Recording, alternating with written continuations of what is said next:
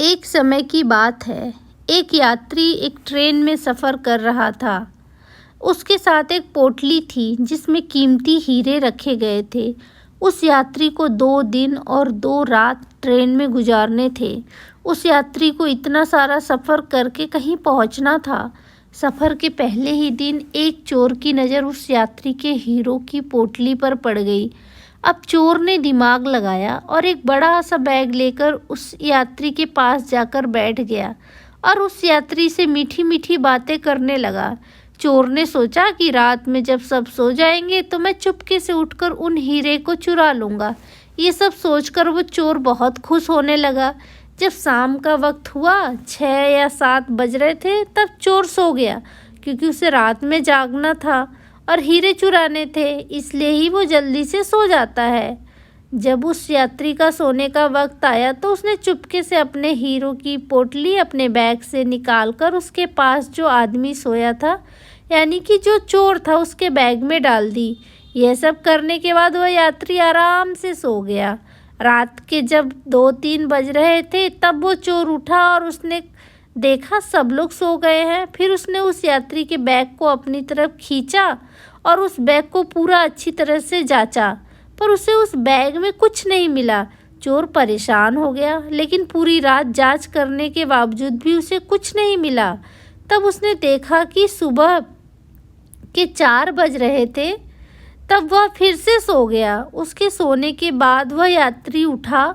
उसने अपने हीरो की पोटली उस चोर के बैग से निकालकर अपने बैग में वापस रख दी।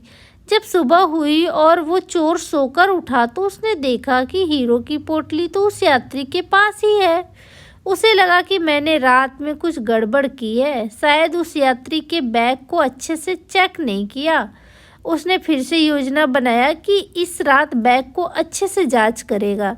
चोर फिर से शाम होते ही 7 बजे जल्दी से सो गया और उस यात्री ने फिर से अपने हीरो की पोटली को अपने बैग से निकालकर उस चोर के बैग में डाल दी।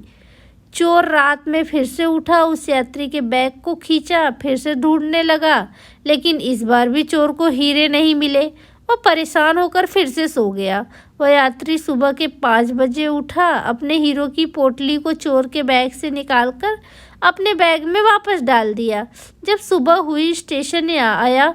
वह यात्री स्टेशन पे उतरा तो चोर उसके पास जाकर कहने लगा, मैं ज़िंदगी में कभी भी चोरी नहीं करूँगा, बस मुझे इतना बता दो कि हीरो की पोटली आपने कहाँ रखी थी।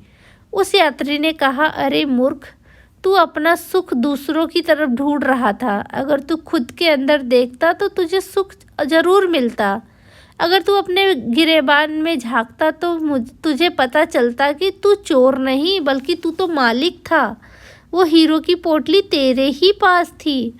हम भी इस चोर की तरह कई बार हमारा सुख दूसरों की तरफ ढूंढ रहे होते हैं और ऐसा करने से हमें कुछ नहीं मिलता है। अगर हम दूसरों की तरफ देखने की बजाय अपने खुद के अंदर झांके तो हमें कभी भी किसी चीज़ की कमी महसूस नहीं होगी।